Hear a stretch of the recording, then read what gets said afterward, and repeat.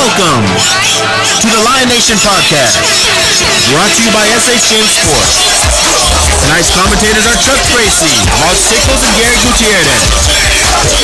It's game time! Game time!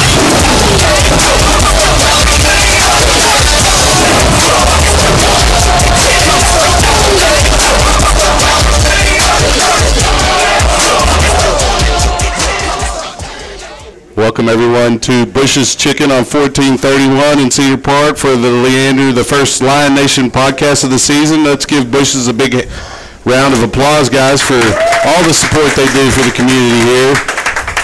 Make sure that you go out and get yourself a big box of tenders sometime this week, because Bush's is out supporting all of the teams in your Leander Lions. So, we're 2 games already into the season, going into first week in district play. Been a busy time of the year for just about everyone.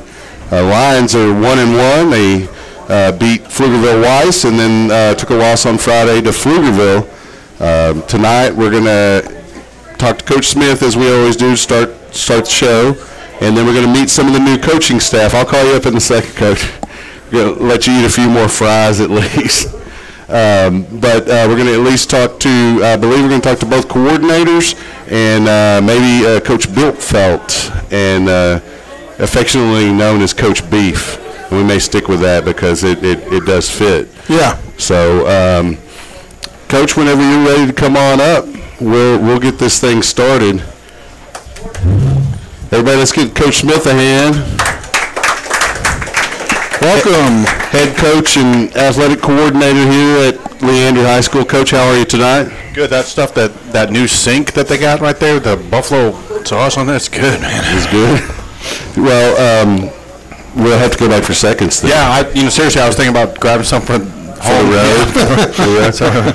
As we had just mentioned, Coach, we're already 2 games into the season. We got pre-district out of the way, and a little quicker than we're used to. Usually get 3 or 4 of those games, but only 2 this year. Implementing a new offense. Got a lot of young coaches added to the staff, so we have a lot of questions. I'll start with the offense. Talk about the change in offense and some of the growing pains that go along with that, and how they're doing so far this year. They're doing pretty good. They're doing real good, man. We had 18 practices in the spring, and we've been doing it for about a month now. We just felt like we're one of the smallest 6As in the state, and to kind of balance the field and kind of balance the competition, we felt we needed to do something different. We can't sit there and zone, those 6A RPOs. Yeah, and that's good stuff. We put up some good numbers, on offense, but our defense is playing about 80 plays a game, and the last 2 games, I think our defense is out there 60 and 55 plays, so it's 20-some less plays that they're on the field. That makes a big difference. Huge difference, and we struggled a little bit Friday, but that's kind of the plan, and they're doing a tremendous job. They're kind of grasping it. We don't run a lot of different plays, but we have a lot of adjustments off those plays, and the kids are doing really good on that. Yeah, and to the eye, you can see the difference in the defensive just personnel with having life in their legs and being able to run the ball throughout late in the game. Yeah, make a big difference. In fact, we saw them actually stretching on the sideline during game 1 against Weiss. We just lost our flag. That's kind of the plan. I've talked to Coach Ramsey about that already, and some of the other coaches, that I want them to kind of go make adjustments and have to make more adjustments than they, try to.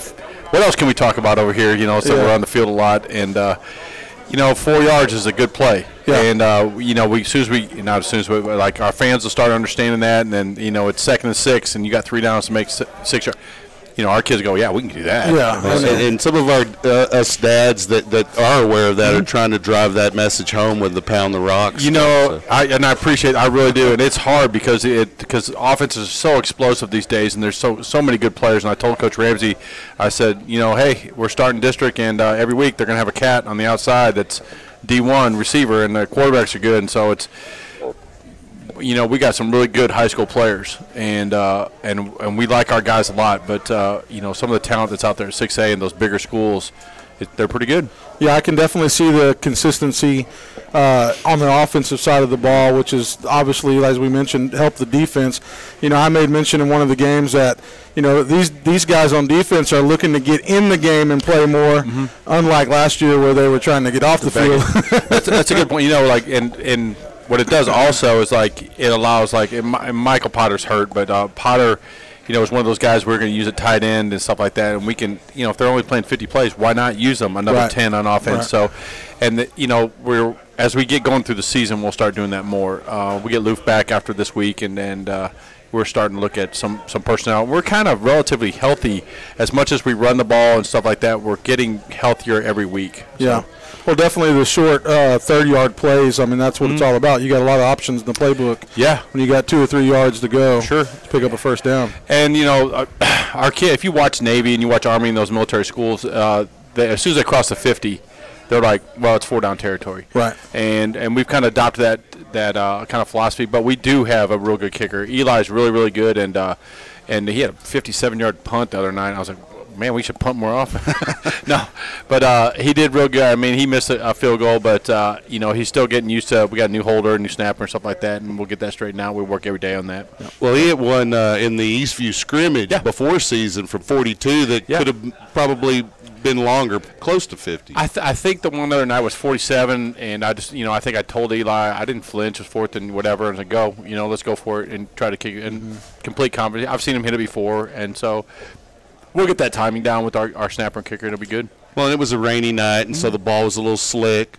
A lot of things could have gone in to affect that kick. It was a little bit low. And I think, you know, when you kick for distance, you're going to try to kick it a little bit lower. I think it landed on the track over there on the visitor side. That's I was just teasing Eli. He'll get other opportunities. Oh, yeah. And as because of his distance and ability to kick long kicks, he becomes a weapon, like you said, just inside the 50. I mean, you know, good couple of first downs inside the 50, and you're in scoring range. Real good point. So, you know, if you look at, and I don't know time of possession, but, you know, we averaged, I think we've had 2 negative plays this year, besides penalties. And so you're looking, we're grinding that clock a lot. And, you know, every drive is about 5 minutes, when most of them are about 7 minutes. And you're right. As soon as we cross the 50, we feel like we got points. You know, whether we're going to keep going, grinding out and get a touchdown, or we feel like, you know, Eli's going to get us some points. And if we don't, it's usually on us. And that's kind of what happened against Pflugerville on Friday, where the pre-snap fouls and some of those self-inflicted wounds didn't occur against Weiss. They did occur a little bit in the Pflugerville game. Well, I think we had less penalties against Pflugerville. We were just kind of better than Weiss. And you know, we had 11 penalties, and 6 of them were kind of offensive. One of them was the kick out of bounds, which that happens in the game, and you're right. 3 of them were false starts or delays. You know, the delays, I'll take those. Those are on me. And then you know, and we had 2 holdings, and the holdings were big calls. Both of them were big plays, and you know.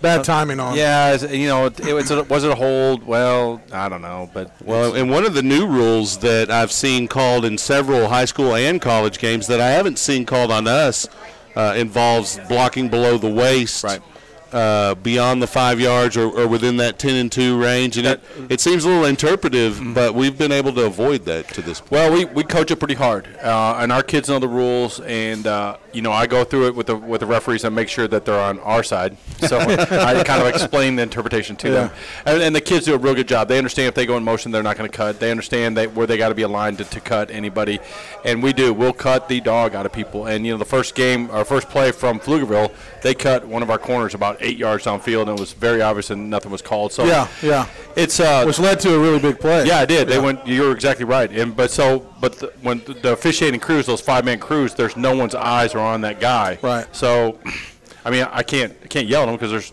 the way they work the mechanics. Well, I will say that it was right in front of the ref. Yeah, it was. It's just I don't know, but it's okay. That happens. Mm-hmm. To this point, it's a 3-phase game. Football. You got offense, defense, special teams. How would you grade? And obviously, we're always our own worst critic. But how would you grade those phases of the game to this point? Great. I don't know if I'll grade them, but I'll just talk about each one. I think we're getting better on offense, and so when I studied this, and I've been at places where we ran this, And so I went and talked to guys from Air Force and Navy, and I went to Odessa Permian, and I talked to guys all over the place. I talked to Chuck Peterson down at Hyde Park, who's the OC. So I've talked to a lot of guys, and they said, understand this. What you're seeing on film from Army and Navy, they have their doctorate in this offense. He says, you guys are basically running a JV. He says, basically you're saying a basic offense. Right. And it's still, he goes, and you will do great in just running that. And what I asked our defense and Coach Ramsey, I said, you know, it's a great hire for us, Coach Ramsey. And he kind of changed the mentality. He is intense all the time. Our kids are intense all the time. Is basically what I want to do is just get them on the ground. Get them on the ground, make them snap the ball, keep them in front of us, no big plays. And, you know, we're going to struggle with that sometimes because we're not very big on defense. So, you know, you saw the other night we missed quite a bit of tackles, but they were that 32 was a freshman over there at Pflugerville. He's a big old boy. They're big kids, and they're tough to bring down. Yeah, they were every bit as big as our D linemen, and those were the backs. I mean, you're not really going to see much bigger than that throughout the season, really. Well, it'll seem like the back from Cedar Ridge is real good, and we're going to fix to play Stony Point, and they'll look a lot. They always bring something to the table. They'll look a lot like Pflugerville. So and then special teams, you know. Coach McLean's our new coordinator for special teams, and we're struggling a little bit there. We have a bunch of younger kids on special teams, and we just don't have the numbers that we can go, all right, you're just a special teams player, so there's, you know, you come off defense, you got to go right to a special team. So we're struggling. We'll get it cleaned up a little bit, you know, and it'll be fine. Yeah. Well, speaking of Stony Point, they're the opponent this week. You know, obviously you've been scouting them. Yep. What can we expect to see from Stony Point beyond what we expect, like you just already mentioned, which is, you know, a pretty big, solid offensive and defensive line, big backs? I told we're watching film with the quarterbacks and the fullbacks today, and I really like Stony Point. And to a point, I worked for Coach Cheshire for 2 years. I competed against him when I was in Houston. What they do on defense is pretty good. It's 4 down, but if the kid's 4'8", speed-wise, he's 4'8" in pads. He's 4'8" every play. They play so hard and so fast the ball. They trust their keys. They read their keys, and they run to the football. So in that respect, it's going to be good competition. And also in that same respect, you could take that and use it against him. Right. And so I know him pretty good. I've known him since probably, I don't know, 98. So we've had a lot of competition against each other, and seeing as though he knows me too. So, but this is a new offense, and he's got he'll have a good plan against us. And when we were at Cedar Park, we ran this, and he knew what he was doing. So it's good. It should be a good game. Should be a real good game. What kind of growth have you seen from Rashad just from last year? Rashad's done well. He's done really well. You know, he was hurt this time last year, but what I see, this is such a decision-based offense, and you know, when you got the kind of talent Rashad has, it's real easy to say, well, I can just beat that guy. Yeah. But he's trusting his reads. He's giving the ball. He's making great decisions, giving the ball to Dotson, who's a good player, pitching the ball when he has to. And so we've had a lot of different people touch it. We'll expand our passing game a little bit and try to be more balanced. But, like, I think we threw it 5 times the other day and I think 7 the time before. But he's doing really well. Really pleased with the decision making, and you know it's exciting to watch him run. You know, you know the way Pflugerville was playing us, they're going to make our quarterback run, and I'm like, oh shoot, there goes Rashad. You know, he's one of our fastest kids. So it's interesting that with our offense, you got to kind of choose what you're going to take away. Yeah, and you've seen it once he started getting going. You could see the defense getting a little soft in the middle on Dotson. Yeah, and you know, so it's effective. You know, the kids are starting to get a better understanding of our offense too. So we want to compress the defense in and then pitch the ball, compress and then in and out, and give all those guys on the D line a different read. And am I being blocked? Am I being read? Am I being cut? And pretty soon, they're, like you said, they're soft. Yeah, so. Yeah, and I've seen him too, where he's been able to look off guys, especially on the option. Yeah, in the pitch, and very effective. He's done real good. There's been some real good pictures by our photographers, Patty Hensley and Lisa Ortiz. Man, there's some really good pictures of our offense and our defense, and they're doing a good job for us. And there's some. Yeah, it's been fantastic. And that's a real big benefit if you're a parent to just pop open Facebook the next day. Oh, there's my kid. You know, he's playing. So, well. Speaking of your offense, we're going to talk to your offensive coordinator. We might as well bring him up first, Coach Thomason. There we go. So he's ready to go. Thanks, Coach. Good luck on Friday. See you Friday. I'm hearing chants of GOAT. What does that mean? The greatest of all time. Oh, is that what that means? Yeah. I thought you were going to tell me you were a farmer of some No. with the A&M or something. I thought you liked goat cheese. I didn't know. Goat cheese. All right, Coach. Well, we've been talking about your offense. You've been listening at least as long as we got the speakers fixed. So, what kind of learning curve did you come into when the decision was made to change offense? Right. Well, it was definitely the right decision.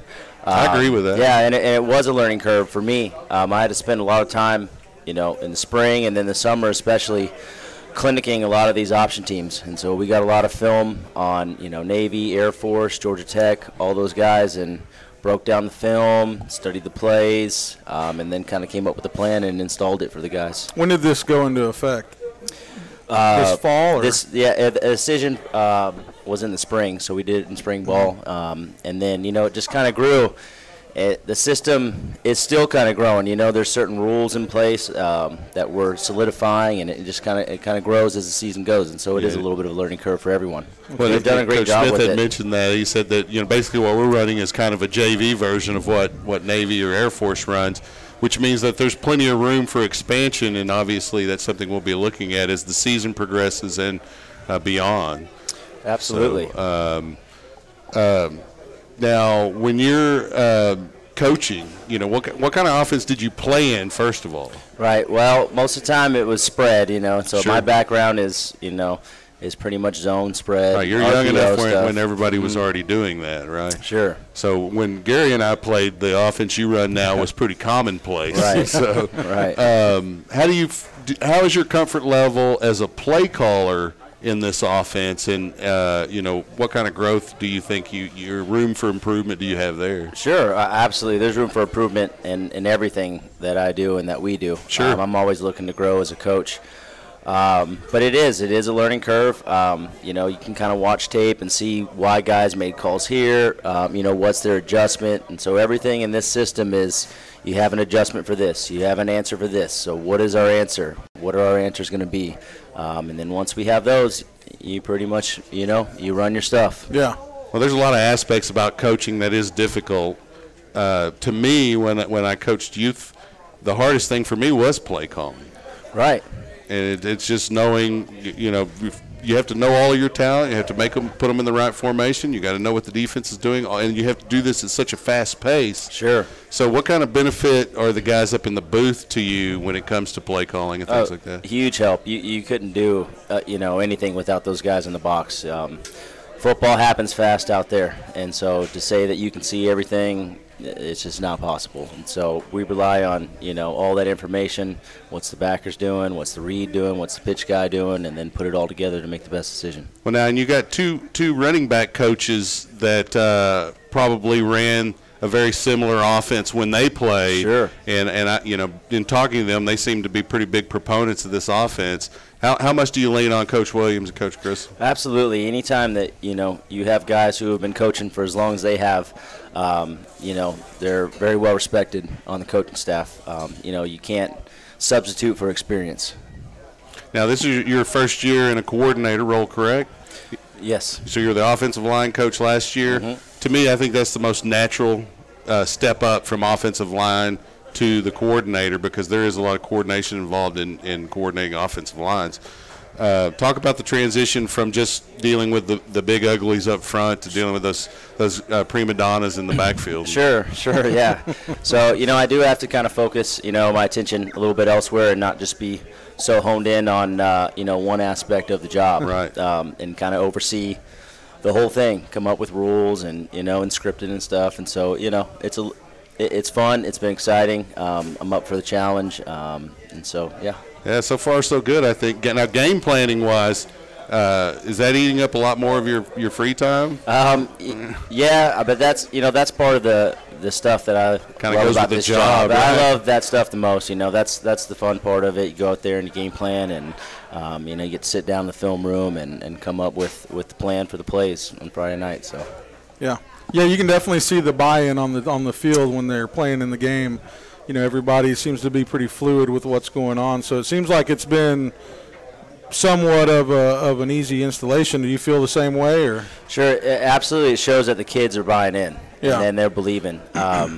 which is, the first step in this thing. Yeah. So, I've been really impressed. It's exceeded my expectations of how fast they've picked it up and how well they're executing. Now, there's still stuff to clean up, but sure. I've been very impressed with the kids. Well, when you have consistency in production, everybody gets on board pretty quickly. It makes a difference when you're successful, right? Yeah. Now, this offensive line's a little beefier than what we've seen. I mean, we've had big kids in the last few years, but across the board, you got a pretty good-sized line. Right. Talk about those guys up front. So, I mean, they're doing a heck of a job, and talk about buying in. Those guys are asked to do a lot, and, they're throwing on the ground. They're throwing their bodies around. They're playing hard and playing fast.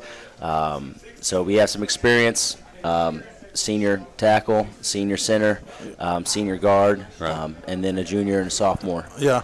You could really see the difference in the fourth quarter, particularly against Weiss, where their defense was starting to get worn down, getting, Dotson and a dose of everybody coming at them. And mainly that offensive line just leaning on them, putting that pressure on them the whole game. You could see them start to wear out throughout the game. That seems to be a big benefit that you guys have. Absolutely. That's kind of the system is you guys, you keep playing hard. I promise you, third, fourth quarter, that's when playing that team, that type of style, that gets tough. You got to do the work up front. Absolutely. Yeah. Well, and as an offensive lineman, you want to be aggressive. And this offense it's more aggressive for the lineman. I mean, you're firing off the ball. You're going forward in 90% of the plays. Some of the zone offenses, you're kind of taking a sidestep, a zone step, and a lot of times you're backing up. Really, it's kind of defensive at times. And so, to me, I think it's more beneficial for an offensive lineman to run this type of offense. And with our depth at running back, I think we can have a lot of success in this district. So we got to shorten those games and eliminate penalties, but I think we'll be pretty good. I agree. That's kind of the biggest thing for us right now is it's in-game discipline. In-game discipline. Now, I know it's early in the week, but I'm sure you've already broken down some of the film on Stony Point's defense. Don't give away any tips, obviously, but who can we see, or, as broadcasters, who can we expect from that team to really stand out for them? Sure. It's a good defense, and we're going to play good defenses every week. Yeah. Again, how we're handling the 3 technique and the shade. The nose is going to be, key to a lot of it. Their outside DNs are going to be, stand up. They're going to be tall, athletic. So it's going to be, need to do a good job on all those guys. As Coach Williams was, I mentioned him earlier, and I was talking to him. He was preaching to me that as long as everybody does their job and executes their job, there's no way you can stop this offense. Do you feel the same way? Yeah. It's you have to be real disciplined to stop it. And so one mistake, and you can see, even though it's kind of a plug away type deal, I've been really excited about the fact that we still have some big play capability. Yeah. Being a lot of players that have a lot of big play capability. Absolutely. Yeah, Addison LaRue has been very effective already. You just Sanchez, Isaiah. You've got a list of characters out there that you can get the ball to. Absolutely. Well, good luck on Thursday, Coach. Thank you very much. Talk to Coach Ramsey next. All right. Thank you, guys. If he's out there, Coach Ramsey, come on down.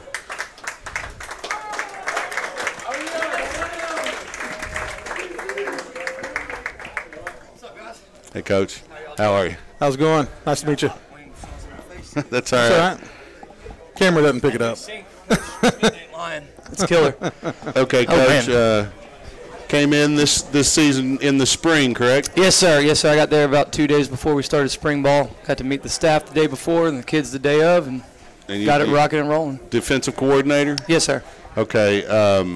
And you came from what school? Judson High School. Judson High School. So San that's Antonio. a pretty successful program there, and they go deep in the playoffs quite often. So what kind of techniques do you bring from your experience there here to try to help, restore Leander to where they were just a few years back? I think a lot of it has to do with the culture and the way the kids play, more so than, we're just making calls, and so what they're doing and the way they believe in it and the way they go about it, more so on Friday night, which is what everyone sees, right. But the Monday, Tuesday, Wednesday, Thursday, Saturday, Sunday. Yes, it's the entire process, yes, sir. from the and beginning to the end. that's a huge focus that we talk about all the time. Is it's one rep, one drill, one station, one competition, right, over and over and over, and eventually win that builds each up. one, right? Yes, sir. Now, I went to a lot of the spring practices, and one of the things I noticed was your energy.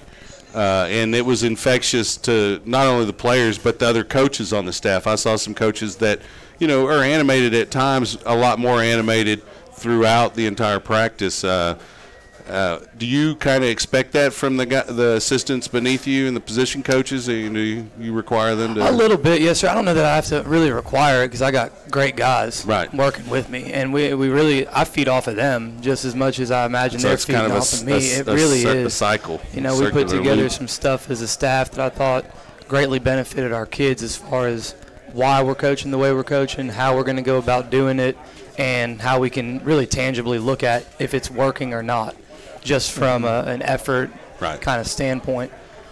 Well, and obviously you're trying to be successful in the short term, but you're also looking at building this long term. And your defense is different a little, at least, from what has been run here in the past, terminology-wise, and even some of your coaching style and techniques. Talk about how you've been implementing that and how people can expect a progression and improvement Yeah, so pretty much the idea is everything we do, we go kind of whole part whole. As far as the technique-based kind of stuff goes, we want to throw as much at them as possible in a short amount of time, as fast as possible, and teach kind of controlled chaos. Right. And then we get in the film room and break it down, slow it down. Then the coaches do a heck of a job morning and afternoon looking at what were we working at that day. For example, Coach Vale, Coach Weicker, Coach Beef, Coach McLean, they're going to watch practice and say, all right, this is what I wanted to accomplish. Here it is accomplished. What's the next thing to fix? And if it ain't fixed, how are we going to fix it? Right. And I think they do a fantastic job of really isolating what it is that their position alone needs to fix, not so much the whole scheme of the defense, which you can get caught up in fairly easily. Yes. Saying, hey, there's something wrong in every position. I think they do a great job saying, today, the inside backers need to work on their feet. And that's how we're going to do it.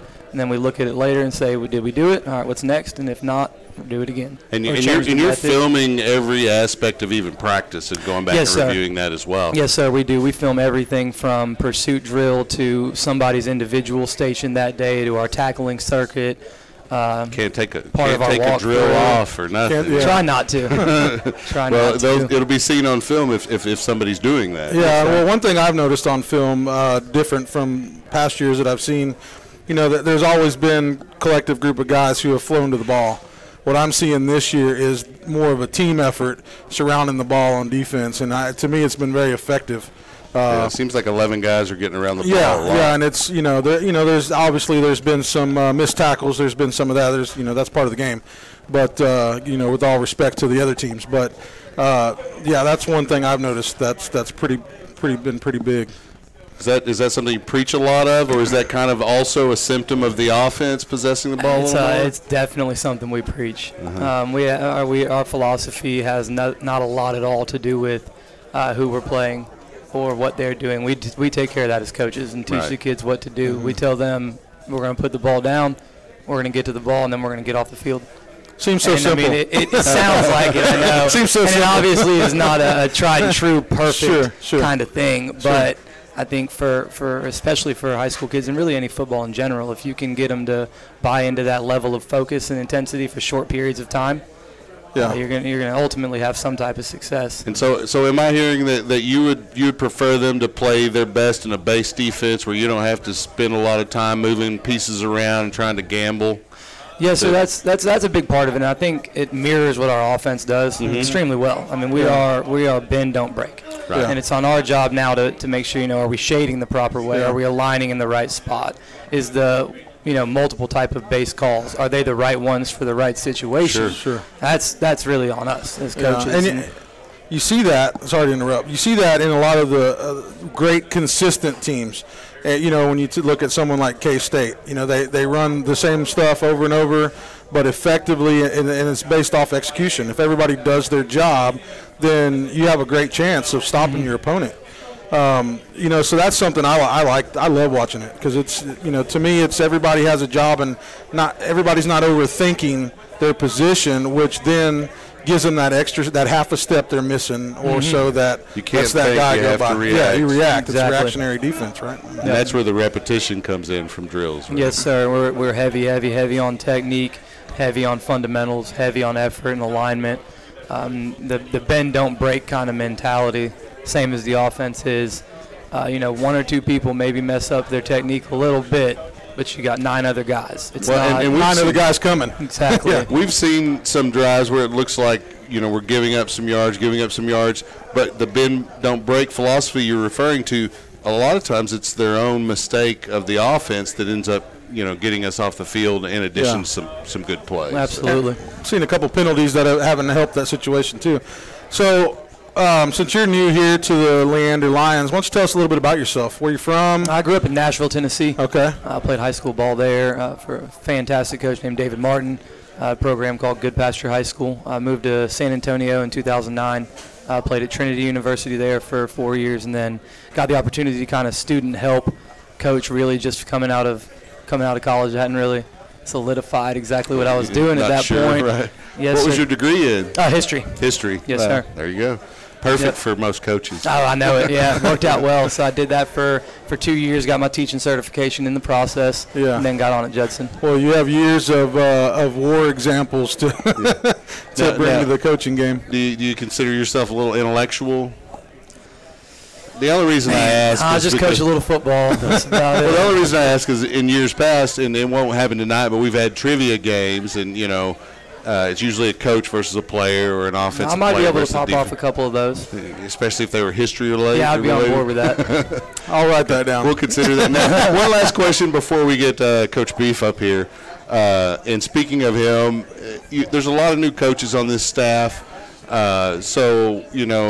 Studying groups and things, there are phases that teams go through. And how is the chemistry with this group? There are a lot of young faces, but then you have some veteran, knowledgeable guys on the staff as well. Talk about just the staff in staff-wise, general. I think we have a fantastic staff. I couldn't be happier with any of the guys on my side of the ball or the offense for that matter. I think that's a huge credit to Coach Smith for kind of guiding the interviewing process, talking with me a lot. I actually was living with them for like 6.5 weeks when I first got up here. Oh, it was great, I'll tell you. Thomas Smith was cooking for me every night. I got no complaints. I'd go back tomorrow if my fiance wouldn't leave me about it. So, but he did. He gave me the opportunity to sit down and talk with a lot of the coaches that wanted to interview with us, and then got to bounce ideas back and forth with him after that. And the ones that have been hired new were zero doubt kind of guys. I mean, they were. I went back to the house and I said, "This dude, we want him." Yeah, and to me, a good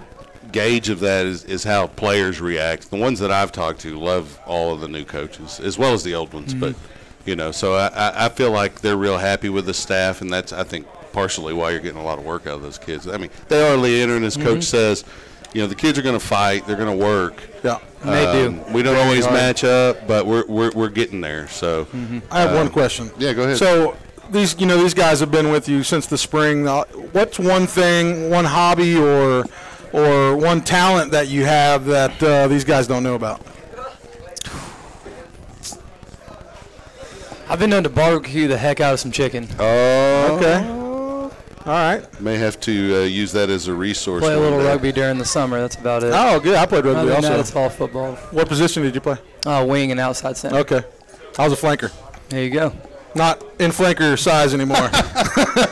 little past that. Yeah, I don't know what that is in rugby, but that was a wide receiver in football back in the day. So, well, Coach, let's bring up Coach Beef up here. Thanks for coming up here. Good luck on Friday. Thank you.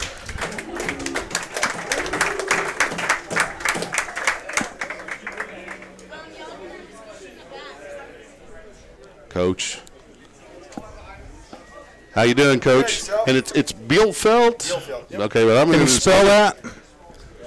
B-I-E-L, F as in Frankie, L, D as in dog, T as in Tom. Okay. But you prefer Coach Beef? I prefer Coach Beef. What position group do you coach? So I got the defensive line. Okay, I already knew that, but for the folks in the audience, and you kind of look like a D lineman. Did you play a little D line? No, actually, I was a tight end when I played. Okay. And so I was on the other side of the ball. So. And where did you play high school? And did you play college? And if so, where? Well, I was at John Marshall in San Antonio. Okay. And played behind some guys that went on a little bit further than I did. And so it happens. It does. And then I was at Texas Lutheran when they started the program back up, but. Things being things, got injured, and that was kind of the end of the old college career. Was Ricky Williams one of the coaches when you were there? No. He was coaching linebackers there for a while. No, actually, that was Tom Herman's first stop. Oh, is that right? From California. So Brian Marmion had come down from, I think, Cal Lutheran is where he came down from, and Tom had come, and he was there for a semester, and off he went to as a GA at UT. Mm-hmm.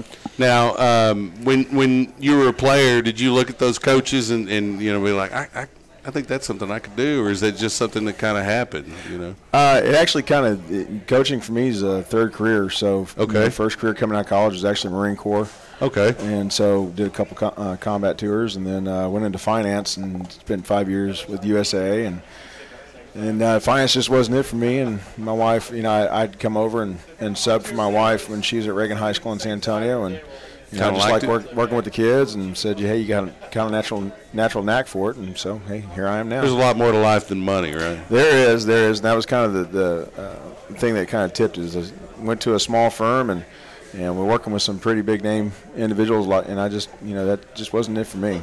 So. Yeah, I agree. It's one of, looking back on my own life, it's one of those decisions that I was like, man, I wish I would have looked a little closer at that, because it is something that I enjoy just in a volunteer role. So, and watching you guys practice, watching you work with the kids, and communicating with them about you, and hearing what they have to say about you, it's pretty impressive. So, we're real happy to have you as the D-line coach. I'm love being here. Yeah. Now, talk about your D-line.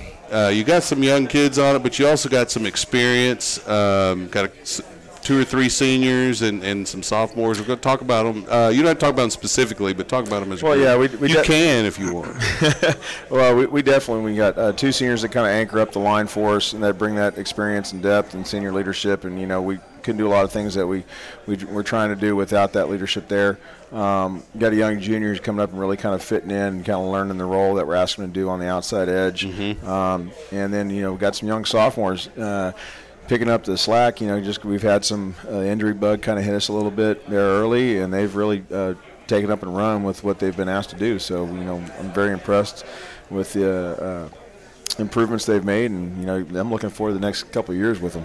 Right, and it's a very important aspect to defense, D-line. I mean, if you get pressure, then suddenly your secondary can be less polished and look better. Correct. So. Yeah, I know one thing I preach to the kids is that we set the tone.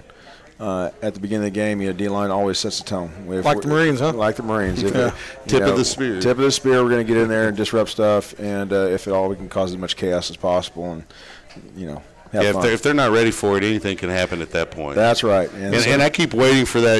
We haven't really seen that big turnover that kind of pressure can create. Mm-hmm. And, I expect it to probably happen quite a bit, based on statistics. Based on stats and just looking at the work the boys put in day out, it's coming. Yeah, it's been good. Like, we were talking about the offensive line putting their pressure on the defenses that they faced.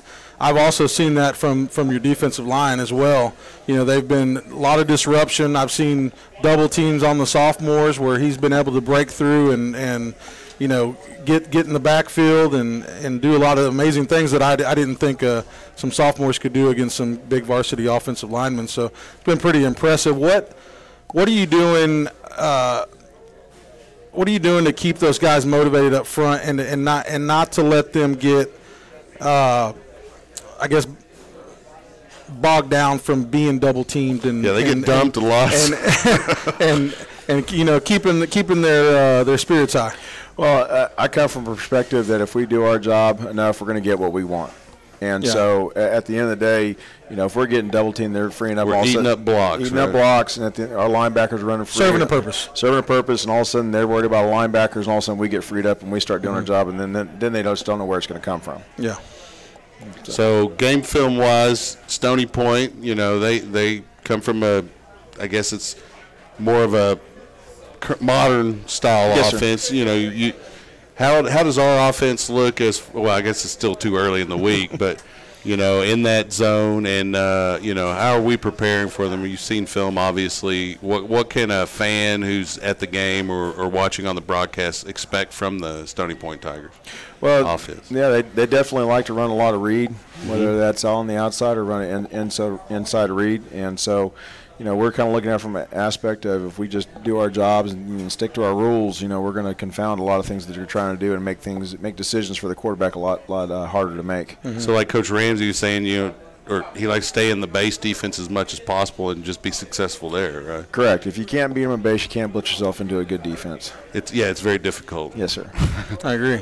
So you started a little later than Coach Ramsey. So you came in the fall, is that right? Or were you here already in the spring? Well, so I came over from Thrall. So I okay. came from 2A school all the way back up here. So we were actually done May 24th. So I got to spend the last couple of weeks of Leander school. I was here. And so it was at the tail end of spring training and boot camp. But, I wanted to get over here and introduce myself to the boys so it wasn't a brand new introduction come fall. Excellent. So so far, you feel comfortable? I mean, do you feel welcome? Is this home for you? Yeah, I absolutely love it over here. My wife teaches at Hutto, and so we're actually building a house over here in Leander. And so I kind of put a picture on Twitter the other day and said, hey, decided to stick around for a while. So yeah, that's nice. Putting the roots down. So she'll be working at Leander next year? Well, we're working on it. Those positions come open, so she just got to keep looking. Oh, yeah. And there's a new school being built every other year around here. So, now, when you come into a district like LISD from a smaller district, did you coach in any other bigger districts, or is this your first experience in a big 5A, 6A? This is my first hands-on coaching in a big 5A, 6A role. But I guess my background coming from back then we only had 5A and we were we were a big 5A in Marshall. 5A. And so, but being around Reagan High School in San Antonio all those years with Coach Wetzel and whatnot, kind of used to kind of seeing how the coaches work things and. You get a lot of numbers at a school like that. Yes, sir. Not quite as many here. We're kind of a smaller 6A. And, every time you think those numbers are going to jump up, they build another high school. So given all of those factors, does that affect what you do when you come in? If you're numbers-wise, you might not have the depth that you would at a bigger school. Does that affect how you substitute? Because I've noticed – that there's been pretty good rotation of the D linemen. To me, in all of the positions I played, of course, they were O and D line, but D line was the hardest for me conditioning-wise because you do the most work, it seems like. Well, and I guess that's the nice thing coming from a small school where we play both sides of the ball. Right. I mean, my D linemen were the O linemen. Right, Ironman ball. Ironman ball. And so, I kind of want to bring that mentality to the guys here. And, having a 5-man rotation makes it a nice rotation. You definitely kind of have your plan going forward as far as, hey, when we're on this side of the field, this is it. But once we get past here, you're in and you're in. Well, and I noticed that those kids at times can get hot, like a D lineman start playing really well for just a series or two, and then they kind of fall away. And I think that a lot of that has to do with conditioning, and you just got to find that next guy. Got to find the hot hand. If they need to come out for a breather or two, get them out, get their head readjusted, get them a drink, and get them back out there. Yeah. And I one of your D linemen, we're going to mention him by name. He comes from Leander Royalty, and he's really shown up pretty big in the first two games. Is Matthew Wakama. Yes, sir. Yeah, he's got a couple older brothers been through the program. I don't know if you've heard about them. But I have. That was the junior I was referring to with Matthew, and so he definitely has shown up for us. Making some plays when we need those plays. Seems to have a nose for the ball. He does have a nose for the ball. He's definitely working hard on getting his rules and steps down, but come game day, it's all about making plays. Well, and a lot of times it is that, get to the ball, make a play, but the footwork and your handwork can create the success to make those plays. And, it's difficult to learn those, swim moves and this, and know when to use them and to know instinctively when to use those moves. Being an tight end, which to me is a glorified offensive lineman that goes out for a pass every once in a while. How was your transition into learning how D lineman techniques are used and how to teach them, et cetera? Well, I got really lucky. So my first year, I was blessed to work at the FCA All-Star Bowl game 2 years ago, or it's been 3 years now. And, I asked a bunch of the defensive coaches that were there. He's like, hey, I'm new to this game and looking for some – and they sent me out to Louisiana to defensive line camp. And I, for the past 3 years, I've been sitting down with NFL defensive linemen. Nice. Sounds fun. As far as the coaches, right. and, Pete Jenkins from LSU. And so it's just been – learning from those guys as far as, learning, here's your primary move, learning counters to this, the offensive lineman does this, is what you're going to do.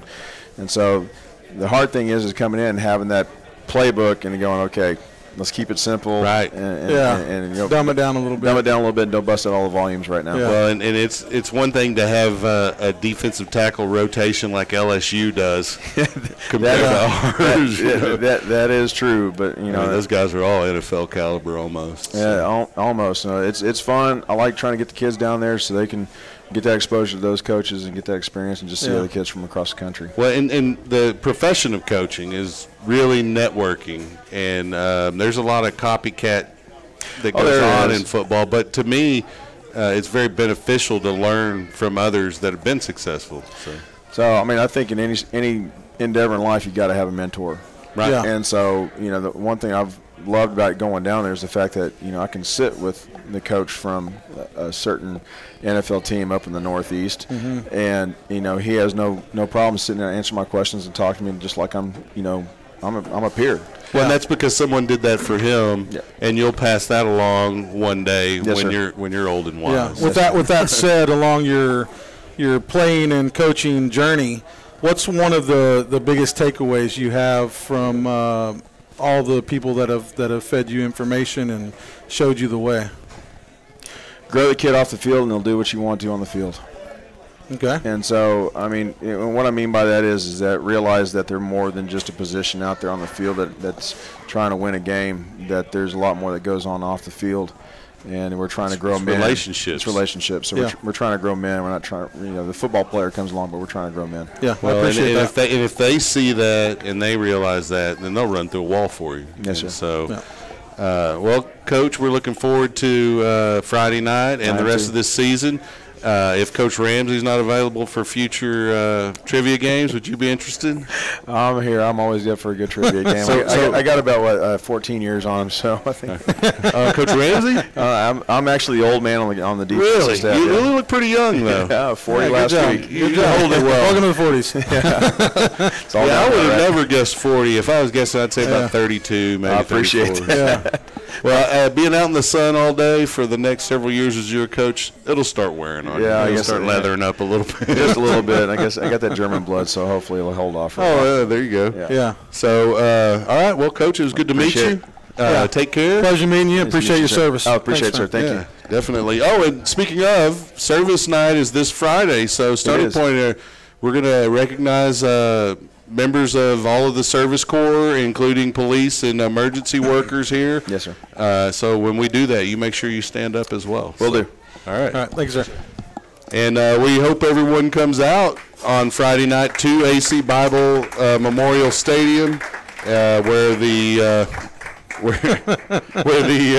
Lions are going to take on Stony Point in Game 1 of District 13 6A play.